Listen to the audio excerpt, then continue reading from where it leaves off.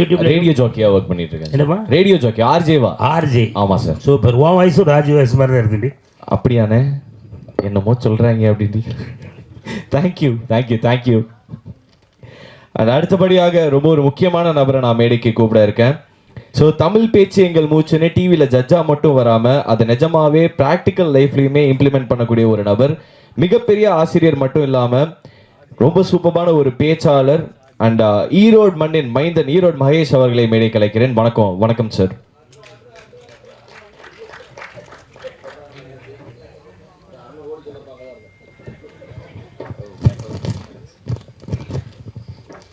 அனைவருக்கும் வணக்கம். இங்கே இருக்கிறவங்களோட சூழல் மனநிலை எல்லாமே நல்லா தெரிஞ்ச நல்லா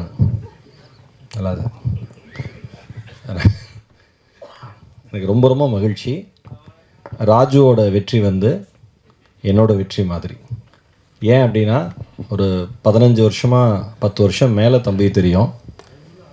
எல்லாருமே வந்து கொஞ்சம் பெரிய லெவல் வர வரைக்கும் அண்ணன் அண்ணன் நல்லா பேசுவாங்க. அதுக்கப்புறம் ப்ரோம்பாங்க.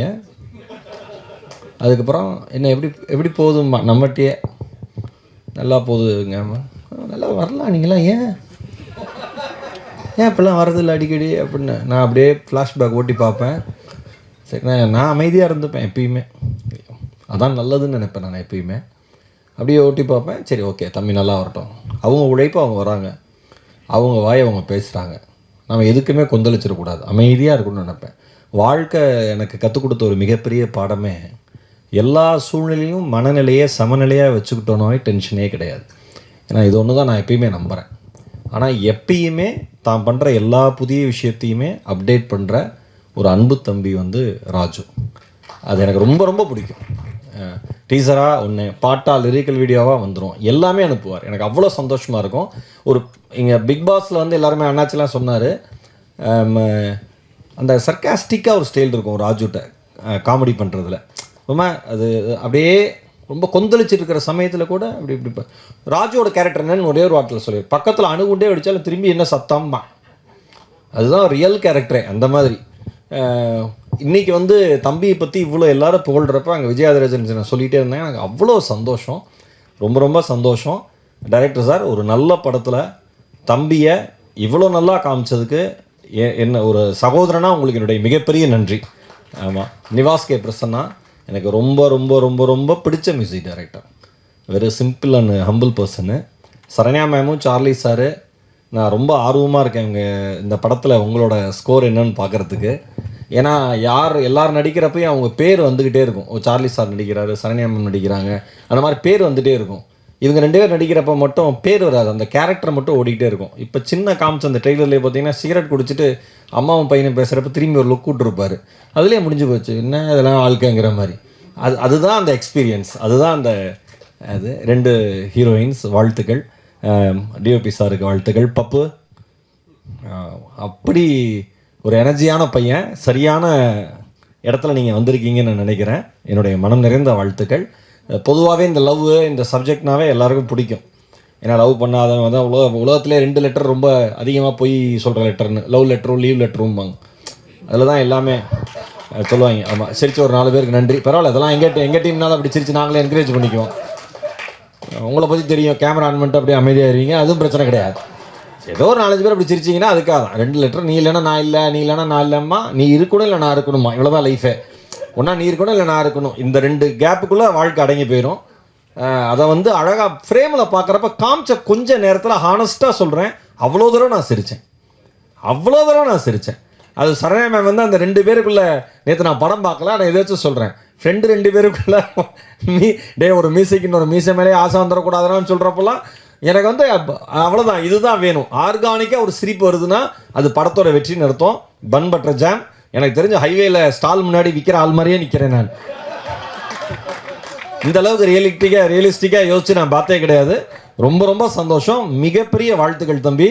ஏன்னா ஒல்லி பெல்லின்னு ஒரு ஷோவில் நான் ஆங்கர் பண்ணப்ப நெல்சன் திலீப் குமார் அந்த ஷோட டைரக்டர், அப்போ வந்து அசோசியேட் கூட இருந்தீங்க, டீமில் இருந்தீங்க, ரைட்டராக இருந்தார் தம்பி.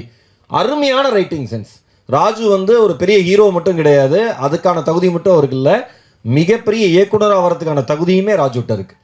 ஆனால் அவர் ரொம்ப கன்ஃபியூஸ் பண்ணிப்பான். என்ன பண்ணேன்னு தெரியலையானே இருப்பான்.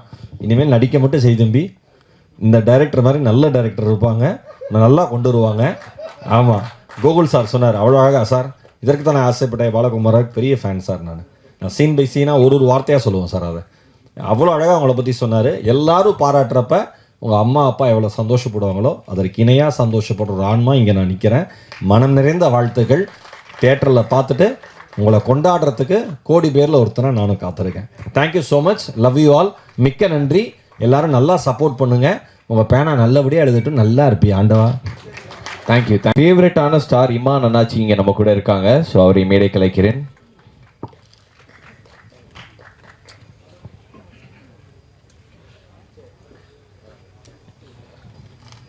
வணக்கம் அண்ணாச்சி. தேங்க்யூ.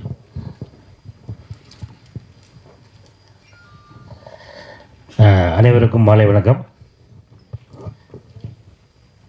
ரொம்ப புதுசாக இருக்குது. நான் ரொம்ப நாளைக்கு பிறகு ரொம்ப நாள் கழிச்சு இல்லை, முதல் முறையாக சேர் இல்லாத ஒரு மேடை இப்போ தான் பார்க்கேன். நம்ம அதிலே வந்து ஒரு புதுமை படைச்சிருக்காங்க. ஆமாம், இந்த நேரத்தில் நிறைய பேருக்கு வாழ்த்து சொல்கிறதுக்காக தான் நான் அந்த மேடைக்கு வந்திருக்கேன். முதல் முறையாக பன் பட்டர் ஜாம் இந்த திரைப்படத்தை தயாரித்த அன்பு சகோதரர் மரியாதைக்குரிய திரு சுரேஷ் சுப்பிரமணியம் அவர்களுக்கு இந்த நேரத்தில் அட்வான்ஸ் வாழ்த்துக்களை முதல்ல சொல்லிடுவோம். உங்களுக்கு ஒரு வாழ்த்துக்களை சொல்லிடுறேன். அப்புறம் அருமையான இசையமைப்பாளர், நீங்கப்பா ஒரு பாட்டு ஒன்று பாடினீங்களா, டாடாடா எல்லாருமே மெய்மறந்து கைத்தட்ட ஆரம்பித்தேன். உண்மையில் நான் வந்து இப்படி ஒரு பெர்ஃபார்மன்ஸை நான் சமீப காலத்தில் பார்க்கல. அதுதான் உண்மை. ஏன்னா ரொம்ப அருமையாக இருந்துச்சு. அதே மேஜிக் வந்து கண்டிப்பாக படத்துலேயே நீங்கள் பண்ணியிருப்பீங்க அப்படிங்கிறது கன்ஃபார்மாக தெரியுது. உங்களுக்கும் என்னுடைய வாழ்த்துக்கள். இப்படி ஒரு அற்புதமான படத்தை இயக்கிய அருமையான இயக்குனர் அவர்களுக்கும் என்னுடைய சாருக்கு இது எத்தனாவது படம்? 2வது படம் இல்லையா? இந்த 2வது படம் இது வந்து உங்களுடைய வெற்றிக்கான ஒரு மிகப்பெரிய ஒரு அறிகுறி அதில் தெரியுது. ஏன்னு கேட்டால் நம்ம கோகுல் சார் சொன்ன மாதிரியே நானும் படம் பார்த்துட்டேன். ஆனால் இசை அமைக்கிறதுக்கு முன்னாடியே பார்த்துட்டேன். நேற்று வர முடியல. படம் எனக்கு ரொம்ப ரொம்ப பிடிச்சிருக்கு. உங்களுக்கும் என்னுடைய வாழ்த்துக்கள். அதே போல் ஹீரோயின்ஸ் 2 பேருக்குமே என்னுடைய அன்பான வாழ்த்துக்கள். அப்புறம் சொல்லவே வேண்டாம், வழக்கமாக பல கோடி பேர் உங்களை வாழ்த்திருப்பாங்க. அதில் நானும் ஒரு கடைக்கோடியில் இருந்து உங்களே இந்த படத்தில் ரொம்ப அருமையாக பண்ணியிருக்கீங்க. வாழ்த்துக்கள். அப்புறம் காமெடி நடிகர்களை ஆராய்ந்து அதில் ஒரு டாக்டரேட் வாங்கிய இந்தியாவிலே ஒரு டாக்டர் பட்டம் பெற்ற எங்கள் அண்ணன் சார்லி என்ன முன்னாடி இருக்காப்புல, அடேங்க அப்பா கேரக்டரில் மிரட்டி விட்டீங்க. உங்களுக்கு அண்ணனுக்கும் என்னுடைய அன்பான வாழ்த்துக்கள். எல்லாருக்கும் வாழ்த்து சொன்னடா, எனக்கு சொன்னியானு நீங்கள் கொஞ்சம் மைண்ட் வாய்ஸுங்க கேட்க எனக்கு. உங்களுக்கு என்னுடைய சிறப்பான வாழ்த்துக்கள். அப்புறம் அந்த படத்தினுடைய நடித்த நம்ம தம்பி பப்புவையும் கண்டிப்பாக அந்த நேரத்தில் ரொம்ப பாராட்டணும். நான் நடித்தவொடனே தம்பி ராஜுகிட்ட கேட்டேன், நல்ல கேரக்டர்ப்பா, அந்த மாதிரி ஒரு கேரக்டர் எனக்கு தந்திருக்கலாம்ல அப்படின்னா, இல்லைண்ணே அது அப்படியான ஒரு கேரக்டர் அது தம்பி தான் பண்ணணும் அப்படின்னாப்புல. அதுக்கு தம்பிக்கும் என்னுடைய வாழ்த்துக்கள். அப்புறம் நம்ம ஹீரோ ராஜுவை வந்து நம்ம ஸ்டோர் பெஞ்சை சேர்ந்த தயாரிப்பாளர் வாழ்த்துன மாதிரி எல்லாருக்கூடையும் ரொம்ப ஈஸியாகவே வந்து ஜெல்லாகக்கூடிய ஒரு ஆள். அதை நான் எங்கே பார்த்தேன் அப்படின்னா, நம்ம நீங்களாம் பார்த்துருப்பீங்க பிக் பாஸில் சீசன் 5 வந்து பிக் பாஸ்னால் என்னென்னே தெரியாமல் கூட்டத்தோட கூட்டமாக என்னையும் தூக்கி உள்ளே போட்டாங்க. நானும் உள்ளே போயிட்டேன். உள்ளே நான் போகும்போது ராஜு உள்ளே இருக்காப்புல. நைட்டு எத்தனை மணி இருக்கும்? ஒரு 1:30 மணி இருக்கும். அப்பா என்னையும் தூக்கி உள்ளே அனுப்பிட்டாங்க. நானும் திக்கு தெரியாத காட்டுக்குள்ளே இல்லை அப்படியே போகிறேன். அங்கே போனால் தம்பி உட்காந்துருக்காப்புல, கண்ணெல்லாம் அப்படியே ரெட்டாகி உட்காந்துருக்கேன். நான் போன உடனே தம்பிகிட்ட தான் பேசுகிறேன்னு நினைக்கிறாமா, என்ன தம்பி கண்ணெல்லாம் இப்படி சிவந்து போயிருக்கு என்ன அப்படின்னு. ஆமாண்ணே கொஞ்சம் தூக்கம் இல்லை அப்படின்னு. எந்த ஊர் தம்பி? அண்ணே நான் திருநெல்வேலி. ஏய் நீங்கள் நம்ம ஊரா அப்படின்ட்டு அங்கே ஆரம்பிச்சது எங்கள் பயணம். ஒரு 4-5 நாள் வந்து நான் அப்புறம் தம்பிக்கிட்ட அதிகமாக பேசல. நான் பாட்டில் நான் ஒரு பக்கம் ஓடிக்கிட்டு இருக்கேன், தம்பி ஒரு பக்கம் ஓடிக்கிட்டு இருக்காரு. ஆனால் எப்போ பார்த்தாலும் தம்பியை சுற்றி மட்டும் ஒரு கூட்டம் உட்காந்துக்கிட்டே. அந்த வீட்டுக்குள்ள வந்து பேப்பர் கிடையாது, டைம் கிடையாது, ஃபோன் கிடையாது. நாங்கள் ஒருத்தருக்கு பேசிக்கிட்டு இருக்கணும். இப்போ நானும் எல்லார்ட்டையுமே பேசி பார்க்க இருங்க அங்கே ராஜுன்னு ஒருத்தர் இருக்கார், அவர் ஒரு காமெடி பண்ணுறாருங்க, ரொம்ப சூப்பராக இருக்குது அப்படின்னா தம்பியை சுற்றியே தான் ஒரு கூட்டம், எப்பவும் இனிப்பை சுற்றி இருக்கிற அந்த எறும்பு கூட்டம் மாதிரியே ஒரு கூட்டம் அங்கே இருந்துகிட்டே இருந்துச்சு. நான் ஒரு வாரம் கழிச்சு என்னாச்சு அந்த தம்பியை சுற்றியே அவ்வளோ கூடுறாங்களே என்ன, சரி நம்மளும் தான் போய் பார்ப்போமே அப்படின்னா அதுக்கப்புறம் தான் அன்னைக்கு தான் ராஜுன்னா யார் அப்படின்றது எனக்கு தெரிய ஆரம்பிச்சு. ஏன்னா அவர் பேசக்கூடிய ஸ்டைல், தம்பி நடந்துக்கிற விதம், இது எல்லாருக்குமே, எனக்கு மட்டும் இல்லை, உலகம் முழுவதும் பல கோடி பேர் ஆமாம் ராஜுவுக்கு வந்து ஆர்மிலாம் வச்சு ஆமாம் தம்பியை இவ்வளோ தூரம் பாராட்டி அந்த பிக் பாஸ் வீட்டிலே வந்து டைட்டில் வின்னராக தம்பி ஜெயிச்ச அந்த கதை நம்ம எல்லாருக்குமே தெரியும். அதனால் இப்போ நான் என்ன சொல்ல வரேன் அப்படின்னா, பிபி அப்படின்னா பிக் பாஸ் மட்டும் இல்லை, பிபிக்கு இன்னொரு தொடர்பு இருக்குது. ஏன்னா பன் பட்டர்லேயும் பிபி இருக்குது பார்த்தீங்களா. அதனால் பிக் பாஸில் எப்படி ஒரு பெரிய வெற்றியை தம்பி அடைந்தாரோ அதே மாதிரி இந்த பிபியிலையும் ஜேன்னு வருவார். தம்பியுடைய கேரியருங்க தான் ஸ்டார்ட் ஆகுது. அதனால் தம்பியை வச்சு அடுத்து படம் பண்ணக்கூடிய ஆட்கள் உடனடியாக வந்து கொஞ்சம் அட்வான்ஸ்லாம் கொடுத்து இப்போமே ஏன்னா ரெடி பண்ணி வச்சுக்கிடுங்க. என்ன சொல்கிறது, ஆமாம், ஏன்னா இன்று இல்லை இன்னும் ஆரம்பித்தாச்சு. இப்போ கிட்டத்தட்ட ஜூலை 18ஆம் தேதி தியேட்டர்களில் அந்த தம்பியுடைய நடிப்பில் உருவாகிருக்கிற இந்த படத்தை உலக மக்கள் எல்லாருமே பார்த்து ஆஹா நமக்கான ஒரு நடிகர் தம்பி நம்ம குடும்பத்திலேருந்து ஒருத்தர் வந்துட்டாயா அப்படின்னு சொல்லி கொண்டாடக்கூடிய ஒரு அற்புதமான நடிகராக தம்பி ராஜு உருவெடுக்கிறாரு. அவருக்கு என்னுடைய அன்பான வாழ்த்துக்கள்.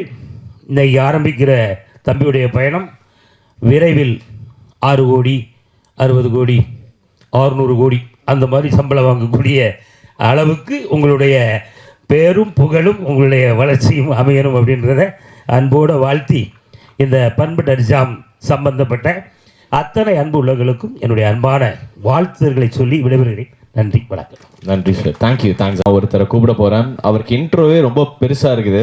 Actually Tamil actor, stand up comedian, director, television anchor, content creator, orator, motivational speaker, politician, இணைந்து வழங்குவோர் அப்படிங்கிற மாதிரி போயிட்டே இருக்குது. விஜய் சாருடைய ஆஸ்தான ஆங்கர் ராஜ்மோகன் ஆறுமுகம் அண்ணா அவர்களை அண்ணன் என்ன கோர்த்து விட்டுறாதானே. தேங்க்யூ. ஒரு நாயகன் உதயமாகிறான்.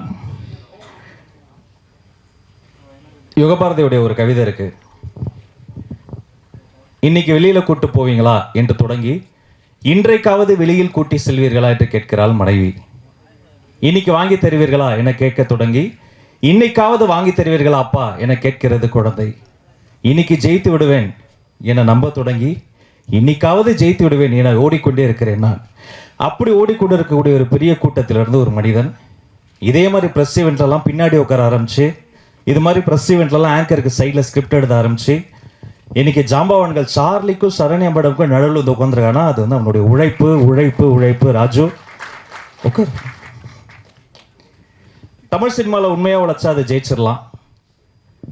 இந்த சினிமா தான் வருடத்தில் 52 வெள்ளிக்கிழமைகளை வைத்திருக்கிறது. அதில் ஒரு வெள்ளிக்கிழமையை நமக்கும் தருது. அது யாருடைய ஃப்ரைடே என்னைக்கு வரும்தான் நமக்கு தெரில. நீ உண்மையாக உழைச்சிக்கிட்டே இருக்கு ராஜு. அது மாதிரி ஆள் தான் நீ. இது மாதிரி படம்லாம் நடித்த பிறகு நிறைய பாராட்டுவாங்க, எல்லாத்தையும் நம்பிடாத. நிறைய திட்டுவாங்க, திட்டுறவங்களையும் முழுசாக நம்பிடாத. உனக்கு தெரியும் நம்மளுடைய ரூட் எது, எதை நோக்கி போகிறோம்னு. பப்பு என்னடா பண்ணி வச்சிருக்க. எப்போதுமே சிரிக்க வைத்த பப்பு இந்த படத்தில் என்னை சிந்திக்க வைத்தான். பெரிய வாழ்த்துக்கள் ராஜு, பப்பு, இசை அரக்கன், நம்ம இசையமைப்பாளர் Nivas brother, captain of the ship Raghav sir, 2 கண்மணிகள் ஹீரோயின்ஸ். அஃப்கோர்ஸ் அவங்கள பற்றி பேசுறதுக்கு டைம் பத்தாது. இவங்களை நம்பி இந்த படத்தின் தலைமைச் செயலகமாக இருந்த நம்முடைய தயாரிப்பாளர்கள், அவர்களை நம்பி இவ்வளோ பெரிய ஒரு டீமை நம்பி அதில் வேலை பார்த்த இவங்கெல்லாம் வெளியில் தெரிகிறாங்க. இந்த லைம் லைட் இருக்கு, இவங்க மேலே இந்த வெளிச்சம் கொட்டுவதற்காக வெளியில் தெரியாமல் உழைச்ச நிறைய பேர் இருக்கிறாங்க. அவங்க ஒருவேளை ஒரு ஆர்டிஸ்ட் வரலன்னா கூட ஒரு சமயம் ஒரு மணி நேரம் டைரக்டர் வரலன்னா கூட ஷூட்டிங் நடக்கும். ஆனால் ஒரு அசிஸ்டன்ட் டைரக்டர் இல்லைன்னா ஒரு நாள் கூட ஷூட்டிங் நடக்காது. அந்த அசிஸ்டன்ட் டைரக்டர்ஸ், அசிஸ்டன்ட் சினிமாட்டோகிராஃபர்ஸ் அத்தனை பேருக்கும் நெஞ்சம் நிறைந்த வாழ்த்துக்கள். நான் படம் பார்த்துட்டேன். ரொம்ப அழகாக ஒரு பொழுதுபோக்கு திரைப்படம். அது வந்து டிவியை வேடிக்கை பார்த்த கூட்டத்தில் இருந்த ஒருவன் டிவிக்குள் வந்து பார்த்து அதுல பிக் பாஸ்ல ஜெயிச்சு அதுல இருந்து அப்படியே வெறும் ஷோஸ் மட்டும் பண்ணாம அதுல இருந்து ஒரு ரிஸ்க் எடுத்து டிவியை உதைத்து தள்ளி கம்ஃபர்ட் ஜோனெல்லாம் விட்டுட்டு ஒரு பெரிய ரிஸ்க் எடுத்து இந்த படத்துக்குள்ள அவர் வந்து நிக்கிறாரு. மீண்டும் ஒரு நாயகன் உதயமாகி இருக்கிறான். தம்பி ராஜு உட்பட அத்துணை பேருக்கும் நெஞ்சம் நிறைந்த வாழ்த்துக்கள். அவர் ஆங்கரும் பயங்கரமா சோஷியல் மீடியால சென்சேஷன். Thank you thank you. இன்னைக்கும் புதைச்ச அந்த பிராங்க்ஸ்டர்ஸ் என்ற அந்த ஒரு ஆர்ட் ஃபார்ம் எடுத்து மிக சமீபத்தில் அந்த பிராங்க் ஆறவங்களையும் சேர்த்து சிரிக்க வைக்கக்கூடிய இது மாதிரி இந்த மேடையே ரொம்ப வித்தியாசமான மேடை. வழக்கமான படம் ஃபுல்லா சேர் போட்டுருவோம், சீக்கிரம் முடிச்சிடும், ஒரு 15 பேர் உட்கார வச்சிருவோம். அப்புறம் கடைசியில் பயங்கர பில்டப் பண்ணி எந்த பிளேயர்லையும் போட முடியாத ஒரு பெரிய சிடி அன்ராப் பண்ணுவோம். அந்த ஸ்டூடியோ டைப்லாம் உடச்சி ஜென்சிக்கு ஏற்ற ஒரு கதையை பண்ண மாதிரி இந்த மேடையை இந்த அரங்கத்தையே ரொம்ப வித்தியாசமாக பண்ணியிருக்கீங்க. இந்த உழைப்பு ஒரு பெரிய வெற்றியாக மாறும். அவர் சீனியர் டாக்டர் சொன்னது மாதிரி ஒரு புதிய பாதை, இந்த தலைமுறையின் ஒரு புதிய பாதையாக வருவதற்கு என்னுடைய வாழ்த்துக்கள். அண்ணா அண்ணா அண்ணா நீங்க படம் பார்த்துட்டீங்களா? எல்லாருமே சொல்றாங்க அவரோட ரோல் பத்தி, நீங்களே ஏதாவது சொல்லிட்டு போங்கண்ணா. எல்லாரும் ஒன்று சொன்னாங்க கவனிச்சிங்களா? ஆமா. அவர் பேசவே மாட்டாரு, அவர் கையில் என்ன இருக்கு? ஃபோன். ஸோ அவர் வந்து ஒரு சோஷியல் மீடியாவில் ரொம்ப ஆக்டிவாகவும் ரியல் லைஃப்பில் ஒரு அமைதியாகவும் இருக்கக்கூடிய, பெரும்பான்மை ஆண்கள் இங்கே இப்படியெல்லாம் இருப்போமோ அதே மாதிரி இருக்கக்கூடிய ஒரு சாம்பிள் பீஸ் தான் அவர். அதனால் நீங்கள் இந்த மாதிரி இதுதான் தலைவா ரொம்ப பில்டப் பண்ணிடுவாங்க, அதுக்கப்புறமேட்டு கையில் வாட்டர் மெலனை கொண்டு வந்து கொடுத்துருவாங்க. அதனால் இதெல்லாம் நம்பாதீங்க. ஜாலியாக ஒரு படம் பண்ணியிருக்கீங்க. இன்னும் சூப்பராக மாதிரி நிறைய படங்கள் பண்ண தமிழ் சினிமாவில் ஒரு ஆக்சிஜனாக நிறைய படங்கள் பண்ண என்னுடைய வாழ்த்துக்கள். Thank you so much. அவன் படத்துல தானே இங்கேயும் பாவமாக தான் உட்காந்துருக்கிறார் சார் அவரு. அதாவது அடுத்த படத்தில் தம்பிக்கு ஒரு சான்ஸ் கொடுங்க, அவனை போட்டு இன்னும் நீங்கள் நிறைய படங்கள் பண்ணு. இது மாதிரி நிறைய வெளியே தெரியாத டேலண்ட்ஸ்க்குலாம் நிறைய சான்ஸ் கொடுங்க. தேங்க்யூ சார், தேங்க்ஸ் லாட்ண்ணா. தேங்க்யூ.